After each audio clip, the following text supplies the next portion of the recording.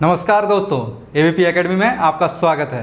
मैं पवन कुमार आपके लिए एक नया क्लास लेके हाजिर हूँ इंडियन पॉलिटी का। ठीक है, आज हम लोग पढ़ने वाले हैं दोस्तों।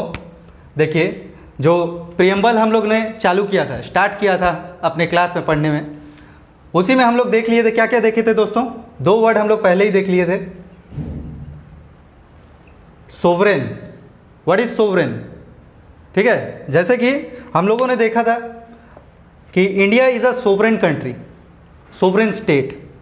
That means it is internally and externally free from all the affairs.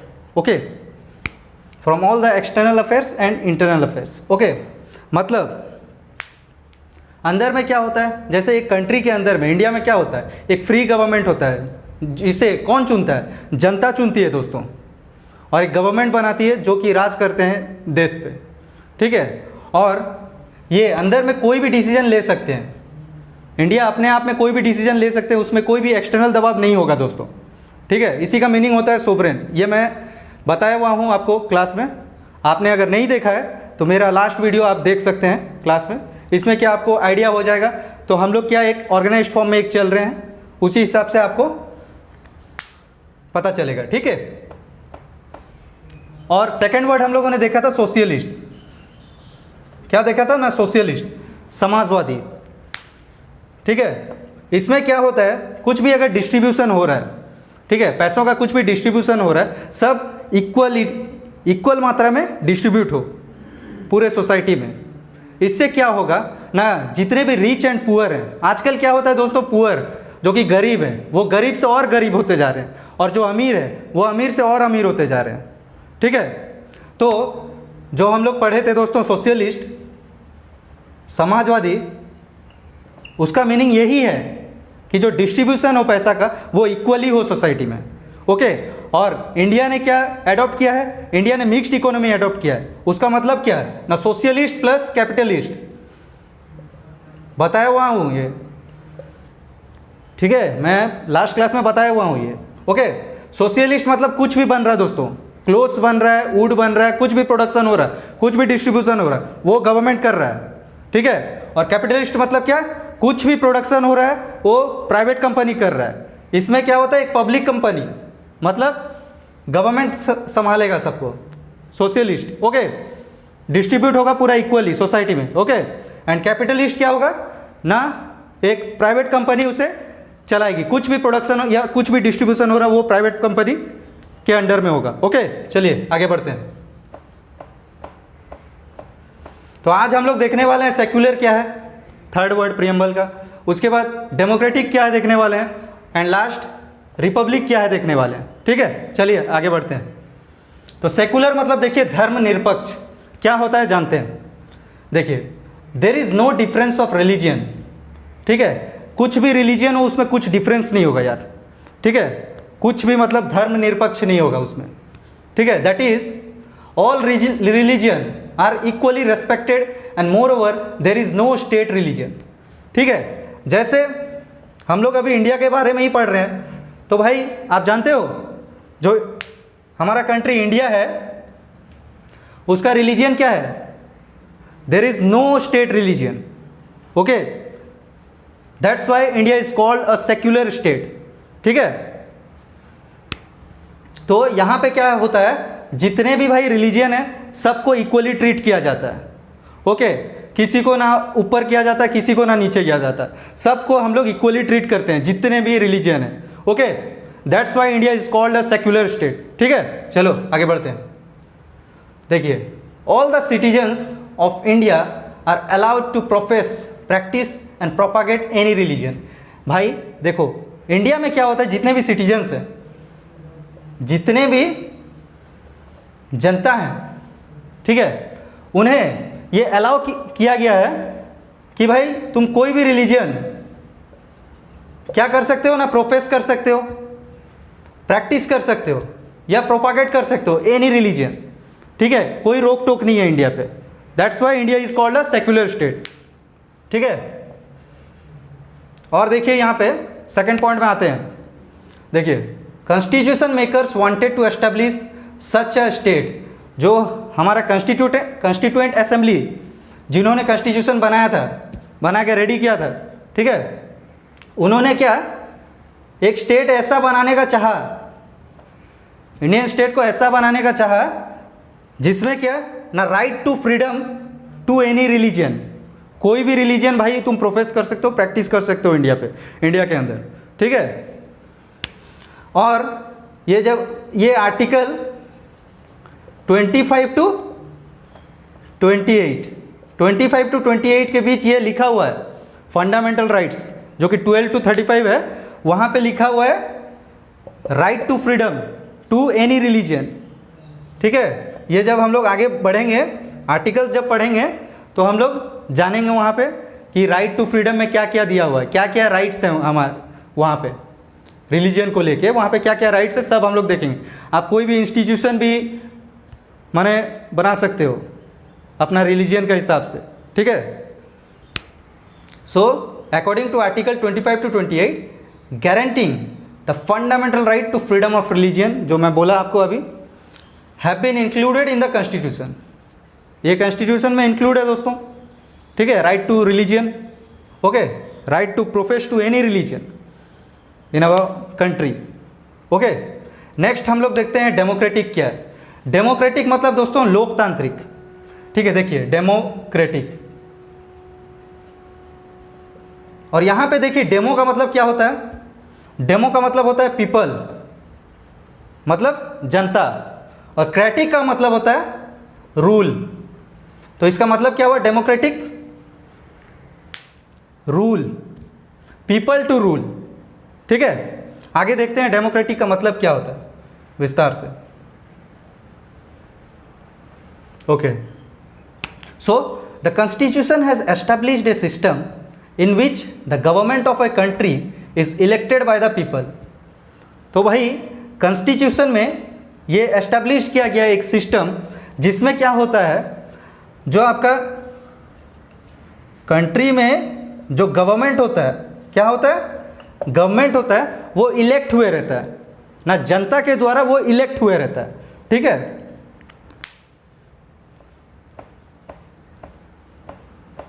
ठीक है, नेक्स्ट देखते हैं डेमोक्रेसी। देखिए दो प्रकार का होता है, टू टाइप्स, ठीक है। एक होता है direct and another one is indirect, ठीक है। देखिए डायरेक्ट क्या होता है, in direct democracy the people exercise their supreme power directly as is the case in Switzerland, ठीक है। डायरेक्ट डेमोक्रेसी का मतलब क्या होता है भाई, देखो जो पीपल के पास सुप्रीम पावर रहेगा, ठीक है ना, क्या करने में, ये electorate decides on policy initiatives without legislative representatives. Direct democracy में क्या होता है दोस्तों, देखिए जो जनता रहते हैं, मतलब जो पीपल, जनता जो रहती है, उनका इतना हक रहता है, राइट रहता है कि वो क्या पॉलिसी इनिशिएटिव डिसाइड कर सकते हैं खुद के, without any legislative representatives. Legislative मैंने बताया हुआ हूँ, जो लॉ बनाते हैं, ठीक है, ठीक है। मतलब यहाँ पे क्या होता है, जो पॉलिसी इनिशिएटिव्स खुद जनता ही करते हैं, इलेक्टोरेट डिसाइड्स, जनता, ठीक है। नेक्स्ट देखिए इनडायरेक्ट डेमोक्रेसी क्या होता है। In indirect democracy the representatives elected by the people exercise the supreme power and thus carry on the government and make laws. Indirect democracy में क्या होता है दोस्तों, देखिए जैसे गवर्नमेंट को चुनती है, चूज करती है जनता, ठीक है, वो क्या करेगी, गवर्न करेगी एक कंट्री को, ठीक है। और ये गवर्नमेंट जो रहेगी, कंट्री में जो गवर्नमेंट रहेगी, वही क्या करता है ना, लॉ बनाएंगे वो, जैसे लेजिस्लेचर लॉ बनाएंगे, फिर एग्जीक्यूटिव लॉ एग्जीक्यूट करेंगे, ठीक है। वो हम लोग आगे पढ़ेंगे, ठीक है। चलिए आगे बढ़ते हैं। देखिए जैसे आपका डायरेक्ट डेमोक्रेसी हुआ, उसका एक एग्जांपल है स्विट्जरलैंड। स्विट्जरलैंड में आपका डायरेक्ट डेमोक्रेसी चलता है, ठीक है। आपको अगर नहीं पता था तो एक बार सर्च भी मार लीजिएगा, ठीक है, स्विट्जरलैंड। एंड देखिए जो इनडायरेक्ट डेमोक्रेसी है, फॉर एग्जांपल ब्रिटेन में, यूएसए में, इंडिया, आवर कंट्री, इंडिया में भी इनडायरेक्ट डेमोक्रेसी होता है दोस्तों। ठीक है, नेक्स्ट हम लोग देखते हैं। अच्छा ठीक है, नेक्स्ट हम लोग देखेंगे रिपब्लिक क्या होता है। लेकिन रिपब्लिक पढ़ने से पहले मैं आपको एक क्वेश्चन देना चाहूँगा। ठीक है, so which country is called as the house of democracy? आपको अगर पता है तो कमेंट सेक्शन में अपना कमेंट डालना मत भूलिएगा। ठीक है, चलिए और एक बार दोहरा देता हूँ, which country is called as the house of democracy? ठीक है, चलिए आगे बढ़ते हैं। नेक्स्ट है आपका रिपब्लिक। रिपब्लिक मतलब क्या होता है दोस्तों? गणतंत्र। ठीक है, लगभग रिपब्लिक एंड डेमोक्रेसी जो है वो लगभग सेम है दोस्तों। ठीक है, तो ये है गणतंत्र। देखिए क्या होता है, a democratic polity can be classified into two categories. What is that? ना, one is monarchy, another one is republic. Monarchy मैंने पढ़ाया हुआ है जैसे राजतंत्र। राजतंत्र में क्या होता है, जैसे आप देखिए राज कर रहे हो, कोई राजा, ये किंग और क्वीन राज कर रहे हैं, तो वो क्या होता है, एक हेरिडेटरी पोजीशन में होता है। अब उसका देखिए राजा बना है तो उसका बेटा फिर मतलब गवर्न करेगा। ठीक है, उसका बेटा फिर गवर्न करेगा। ये होता है मोनार्की सिस्टम। जैसे आप देखे होंगे फिल्म सुपर 30 में ऋतिक रोशन वाला, उसमें क्या होता है, राजा का बेटा ही राजा बनेगा। अभी वाला नहीं चलेगा बाबू, जो इलेक्टेड करके पीपल, जो जनता जो जिसको इलेक्ट करेगी रिप्रेजेंटेटिव को, वही गवर्न करेगा। जो सही हकदार होगा वही गवर्न करेगा कंट्री को।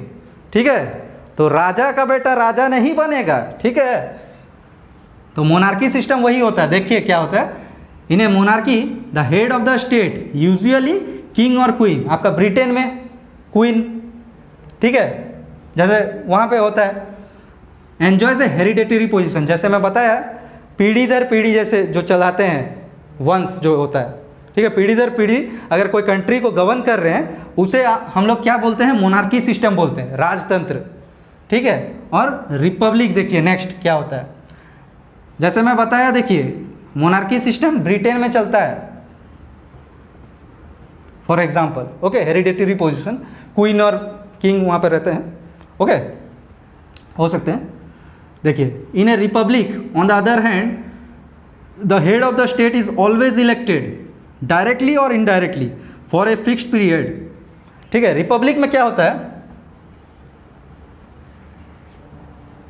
तो रिपब्लिक में क्या होता है, जो स्टेट रहेगा, the head of the state, जो हेड ऑफ द स्टेट रहेगा, उन्हें क्या किया जाएगा ना, इलेक्ट किया जाएगा। कैसे किया जाएगा ना, डायरेक्टली या इनडायरेक्टली किया जाएगा। ठीक है, for a fixed period. For example USA में पता है ना आपको, प्रेसिडेंशियल रूल चलता है भाई। ठीक है, चलिए उसके बाद देखिए, therefore the term Republic in our preamble indicates that India has an elected head called the president. ठीक है, ये जो टर्म है रिपब्लिक हमारे प्रीएम्बल में कहाँ पे है ना, कॉन्स्टिट्यूशन में जो प्रीएम्बल लिखा हुआ है। ठीक है, तो इंडिया में जो इलेक्टेड हेड होते हैं उसे क्या बोला जाता है ना, प्रेसिडेंट बोलते हैं हम लोग। Okay, so he is indirectly elected for a fixed period of 5 years। ये जो प्रेसिडेंट होते हैं दोस्तों, ये कैसे चुने जाते हैं ना, indirectly elected by the peoples, जनता के द्वारा इनडायरेक्टली इलेक्टेड होते हैं। ठीक है, जैसे प्रेसिडेंट कैसे बनते हैं दोस्तों, एमएलए एंड एमपी आपके मिल के बनाएंगे, उसीलिए इसको इनडायरेक्टली बोला जाता है। ठीक है, तो नेक्स्ट फॉर एग्जांपल देखिए। अच्छा बताइएगा, हमारे इंडिया में आपका indirectly elected by the people होता है या directly elected by the people होता है? आपको अगर पता है तो कमेंट सेक्शन में अपना कमेंट देना मत भूलिएगा। ठीक है, चलिए आगे बढ़ते हैं। देखिए फॉर एग्जांपल, अगर हम लोग पाकिस्तान को देखते हैं, is Pakistan a secular country? Is it? चलिए देखते हैं। देखिए, Pakistan was secular from 1947 to 55। 1947 to 1955 it was a secular country. Okay, Pakistan was a secular country. After that what happened, after that Pakistan adopted a constitution in 1956। Pakistan ने एक constitution संविधान को adopt किया 1956 में, जिसमें क्या हुआ दोस्तों ना, the country became a Islamic republic. Okay,